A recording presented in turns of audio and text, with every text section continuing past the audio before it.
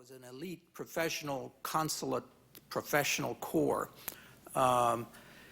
Yet ironically, as our global involvement started to expand rapidly after the war, the consular corps and consulates began a long and steady decline, shrinking in numbers steadily, shrinking in prestige, gradually becoming a kind of an orphan within the Department of State.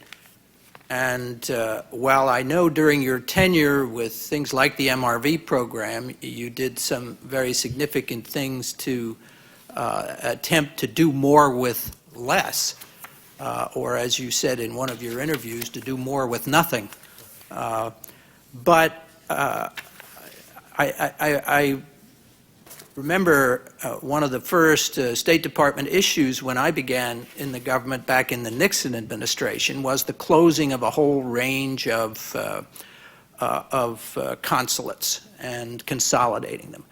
And then when I was Secretary of the Navy, I was deeply involved in a lot of skirmishing throughout my tenure, because the Navy is particularly dependent on consulates in ports around the world, and they were being closed at an even greater pace during the Reagan years. So my question to you is, while I know, and your testimony and your statement outlines some important and significant tactical efforts that you made to fight what was essentially a rearguard battle against personnel cuts and closings and so forth, could you give us an idea about what you might have done or what should have been done to take a larger view to look at the overall steady decline of which your particular tactical problems were a part, and what was done to try to reverse this and to reinvigorate the consular corps as a line of defense against terrorism,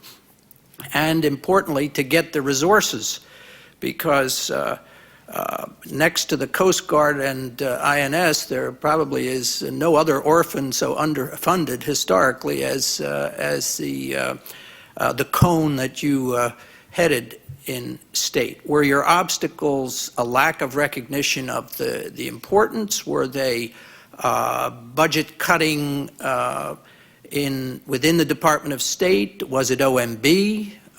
Or was it principally the congressional appropriations that kept this inexorable decline going even as the threat increased? Mr. Secretary, we in the Bureau of Consular Affairs take our responsibility, when I was there, took the responsibility as the outer ring of border security very, very seriously. We were faced with many of the things that you describe. In the mid-90s, the budgets were completely inadequate, and this was before the MRV money, machine-readable visa money, began to really come in. We just got the authorization in FY94. We were charging at that time $20 per machine-readable visa application, but we did not have that technology worldwide. So we didn't have a lot of money. And so we were devastated by the budget cuts. We were devastated by the lack of junior officer intake. I would say that the people that we used in lieu of junior officers who were civil servants on excursion tours, there were specialists in other areas of the department, and we also hired Foreign Service spouses to do this work. They did a fantastic job. But the message that was sent by this to the rest of the Department of State was that consular work was really not that important. And it was the only cone, what we call the specializations cones, the only cone where this occurred. All other cones were staffed completely by Foreign Service officers. So we had that problem. I would tell you, sir, that the high point of my career was in the Bureau of Consular Affairs, serving with the people in my bureau, which is a primarily civil service bureau, and serving with consular officers worldwide, because I really believe they're the finest public servants in the government. They take their responsibilities very, very seriously, As you heard from the staff, in Jeddah, for example, they were interviewing 200 people a day. I interviewed 200 people a day 30 years ago when I was in Monterrey, Mexico. I can tell you how hard that work is and how difficult it is and how worn down you are by the end of the day and how you always have people left over that you were not able to reach, to interview, even though you were working as hard as you can. It's demoralizing work for consular officers. But I would tell you, which I believe with all my heart, that they did it to the best of their ability, that they love this country, that they're patriots, that they chose government service not for the money and not for the prestige, because neither exists in the government anymore. But they chose it because they love this country and they want to serve our country and the American people. And despite the fact that these 19 people exploited our weaknesses, I believe that the consular officers around the world and the consular officers issued to these people did their jobs to the best of their ability with the knowledge and the tools that they had at the time. But my question really is, where was the problem? Why were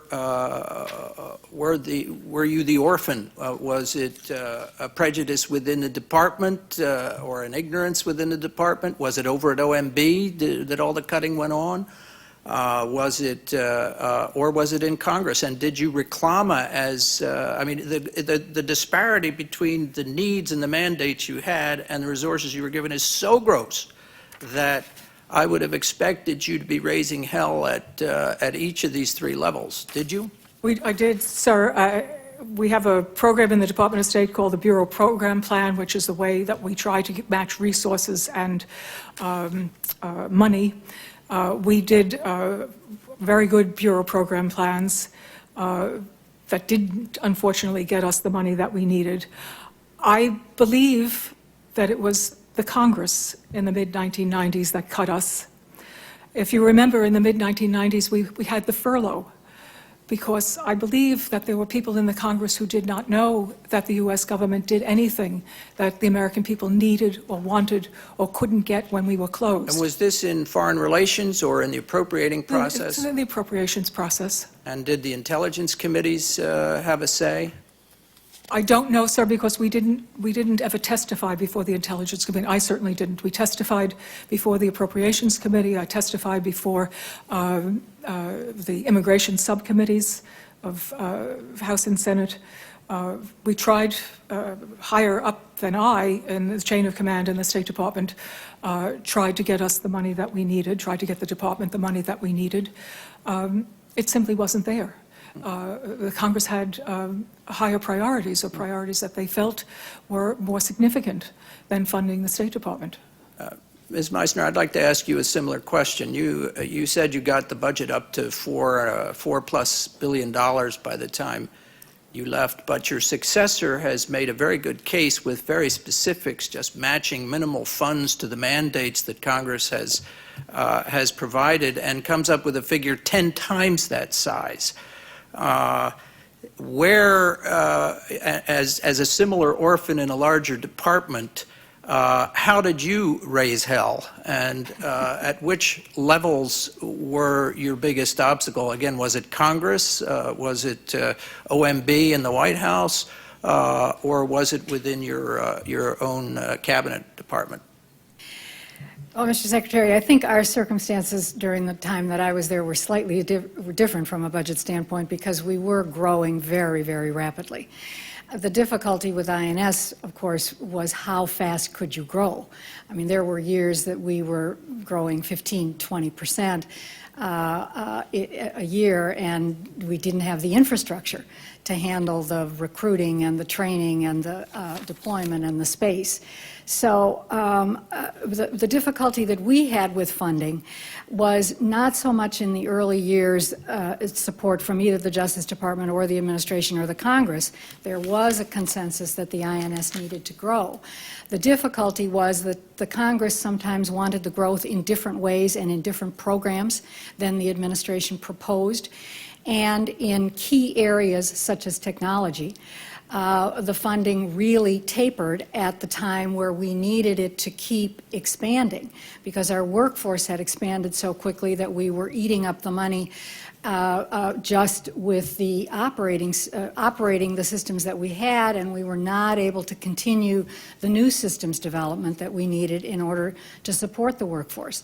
Now, I've seen Commissioner Ziegler's testimony, and I wish I had thought of doing an analysis like that. It is entirely possible that INS needs to be a $40 billion agency. I can't say independently anything about that. I think that the most important thing for the growth of an agency like INS is that it be steady and balanced and across the board. Our problem was that the money and the Congress's desire for the money was focused almost entirely on the southwest border, whereas the case that we made and that the Justice Department and the administration supported us on was for an across-the-board distribution of resources.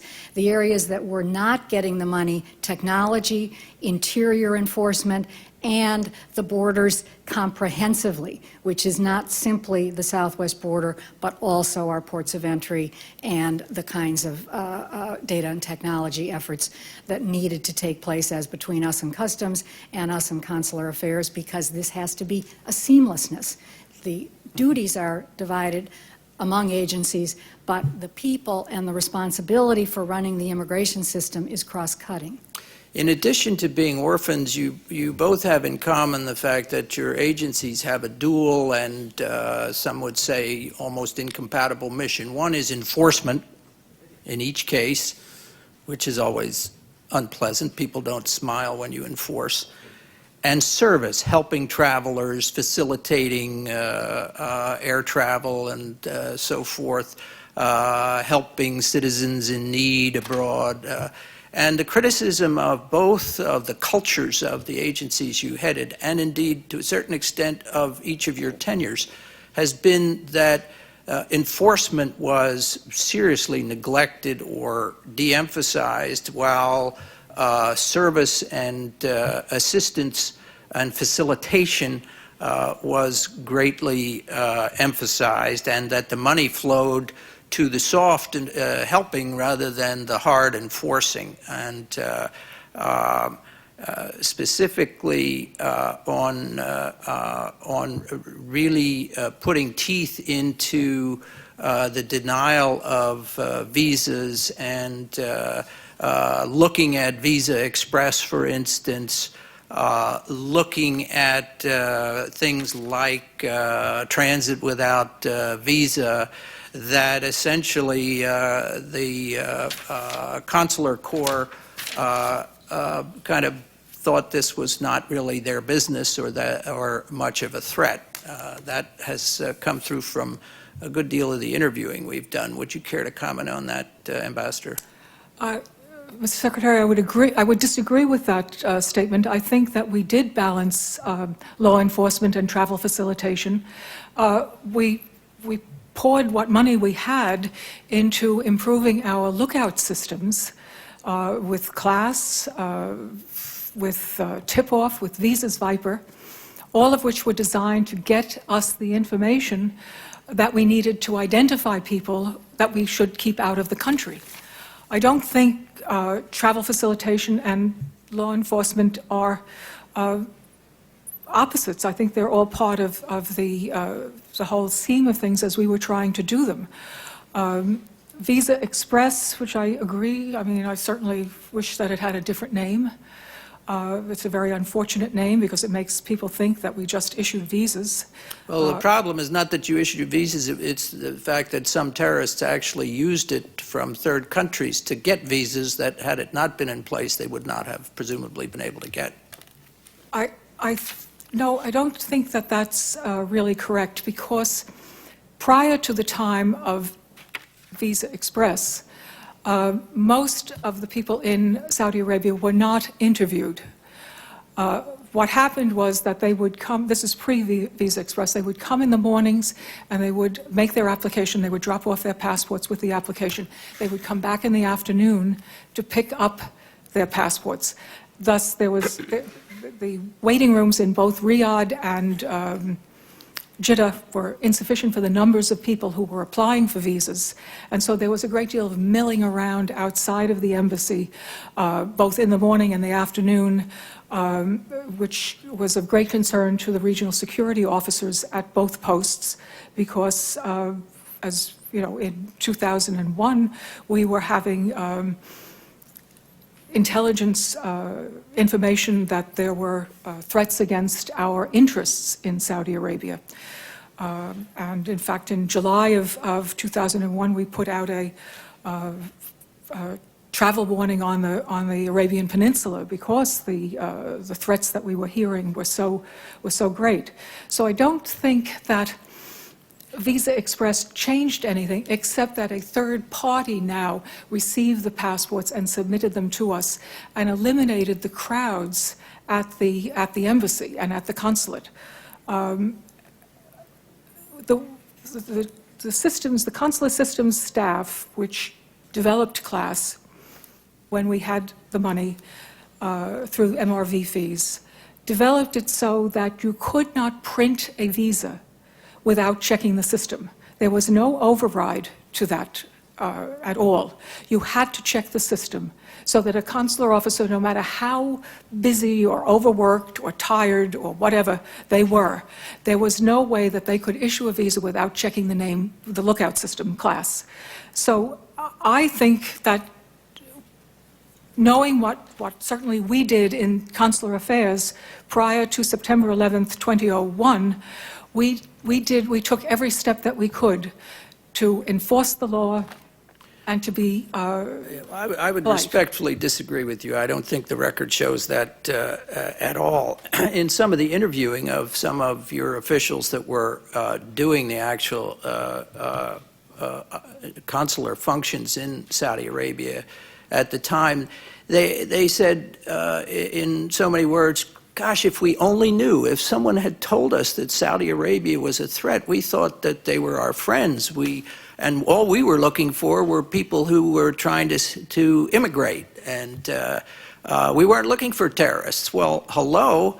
I mean, did anybody read the newspapers? I mean, there were books. The literature was rife with, books like Among the Believers that cataloged this tremendous proselytizing of hatred and of fundamentalism around the world, sourced in Saudi Arabia with many Saudi Arabian institutions and clerics, the source of it. Yet everybody that we talked to said, oh, well, Saudi Arabia, as they issued visas, Saudi Arabia is our friend, so we don't look for terrorists here, maybe somewhere else, like Pakistan, which is the point I was making with one of the terrorists who applied for a visa thanks to the changes that were made with Visa Express from a third country that he would have gotten much different scrutiny had he not done it into Saudi Arabia. So that is, I don't think the record supports your view. Before September 11th, and I think even after September 11th till now, I think that this government, our government, does regard Saudi Arabia as an ally. In the current issue of Foreign Affairs, the Deputy Secretary says that we have every confidence in the Crown Prince of Saudi Arabia to carry out the reforms that he's trying to carry out. I mean, it doesn't sound like we regard Saudi Arabia as a state sponsor of terrorism. It was never so identified before September 11th. It was never so identified after September 11th. But did you only have robots that just take what the official State Department characterization is? Don't they read the papers? Don't they know that so much of the funding, so much of the ideological motivation is sourced there?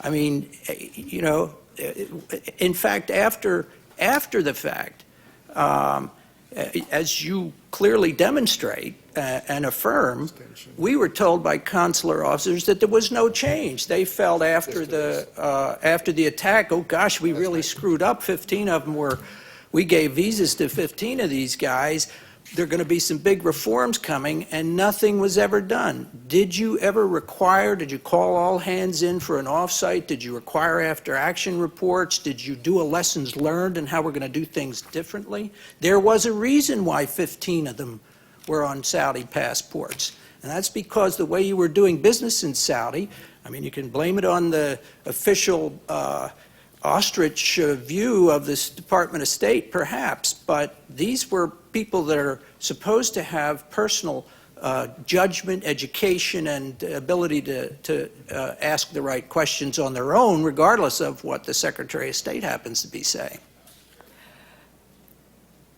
We were dependent on the intelligence and law enforcement agencies to give us information on people that they believed we should keep out of the country. I don't believe that in a visa interview you would ever uncover a terrorist.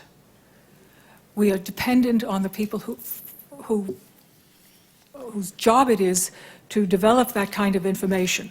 We set up all the consular automated systems that we could designed to get that information. And the system was state-of-the-art, is state-of-the-art. It contains a lot of names. These people were not known to intelligence or to law enforcement. At least 17 of the 19 were not known at all. And even if we interviewed everybody, I do not believe that we would have uncovered the fact that they were terrorists. I think our staff disagrees with that, but Ms. Meissner, I don't want to let you off the hook here.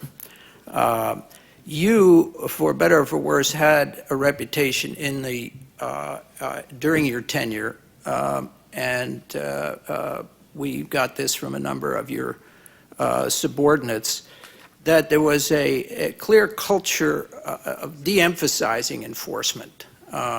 You deferred, you did not spend the money that was appropriated on the student tracking system, the biometrics for student tracking. There were stop work orders on it. It was never fully implemented. You told us during your interviews that you personally opposed the entry-exit program that was put in and even supported repeal of it. And why this bias in both of our frontline outer defenses against enforcement? I have to disagree with that characterization. The enforcement responsibilities of the INS have always been its primary responsibilities, and I spent more time and effort on the enforcement portfolio at INS than any other single thing. I did and do believe that in order to enforce the immigration law properly and effectively, it has to be done in a balanced way. In other words, the enforcement of the law simply done along the southwest border by Border Patrol agents is not sufficient. The entire agency's responsibilities have to be done in an integrated and robust fashion. The staff statement today is a good example in talking about foreign student visas and applications for visa changes. If INS's backlogs were up to date the way they should be, you wouldn't have to have the kinds of regulations that allow people to come on a visitor visa and then apply for a student visa, because the application for student visa would be timely and the information would be available and the regulations that create the workarounds wouldn't be required. That kind of work is considered facilitation work, but it has an extremely important impact on our ability to enforce the law properly. Now, where student tracking is concerned and entry-exit are concerned, my difficulties with those programs were not difficulties of the basic concept. Student tracking, in the first place, did not have any funding allocated for it. The way that student tracking was to take place was through a fee which was described in the legislation, which was to be collected from the foreign student by the schools themselves. There was a great deal of objection to that by the schools and by members of Congress. And ultimately that legislative formula was changed so that the fee was collected in a different way. Notwithstanding that there was no budget for foreign student tracking, we took funds, $10 million, as the staff statement describes, from other automation projects in order to design a pilot and test a pilot along the timetable that had been set out in the legislation. So what we did was work on parallel tracks. We moved ahead with the automation planning just as we were advocating and working with the Congress on a legislative change that would make the funding mechanism be a more sensible one and one that all the stakeholders could live with. Similarly on entry-exit. On entry-exit, the timetable that was set up in the legislation was absolutely undoable. They were calling for, in a 1996 law, an entry-exit program to be in place by 1998. That could not happen. As I explained, we have never had departure controls from this country. We went ahead and designed what the front end of a system for entry-exit could be, again, parallel track with the Congress to try to change the timetable in the legislation so that there would be the opportunity to design the kind of a system that could actually work. In fact, on entry-exit, INS itself, very early in my tenure, made a very big effort to publish research that showed that 40% of the people in the United States who were here as in an illegal status were here not because they had come improperly across the southwest border, but because they had overstayed a visa, and that the effort to deal with illegal migration to the United States had to be one that dealt with ports of entry and with overstays just as it dealt with southwest border circumstances. But an entry-exit system is a massive system to put into place, and it continues to be a problem even with the high priority that is now being given to it since September 11th, because we don't have the highway systems, we don't have the setups in our airports to physically handle people checking out when they leave the country. So I think that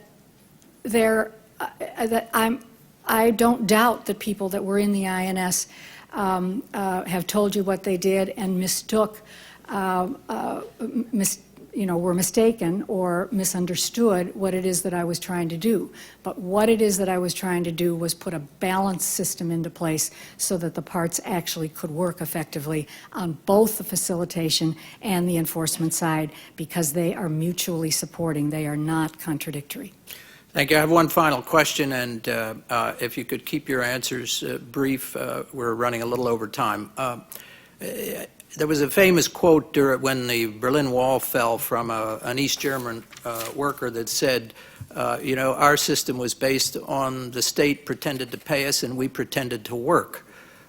It's my belief that what has been revealed in our investigations is that Congress and a succession of administrations pretended to want enforcement of immigration law, and your two agencies pretended to try to enforce it. The gap between the stated purpose of immigration law and the execution is so vast that it makes a farce of the whole concept of rule of law.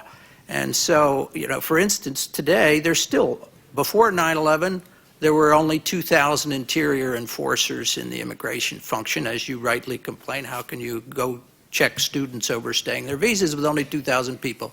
Today, there's still only 2,000 people. So enforcement, not everybody really wants illegals put under a rule of law, and that's a huge hypocrisy. So with that preamble, could you, each of you, give us, in 25 words or less, your recommendation on how to fix this lamentable situation?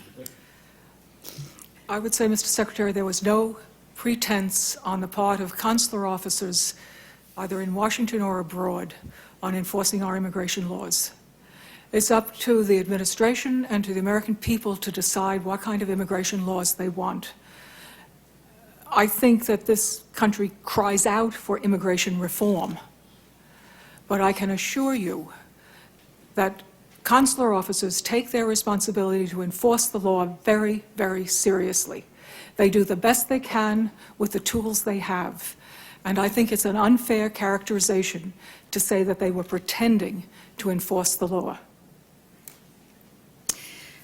I would say that as a country, we are ambivalent and always have been ambivalent about what we want out of our immigration system and out of our immigration policy.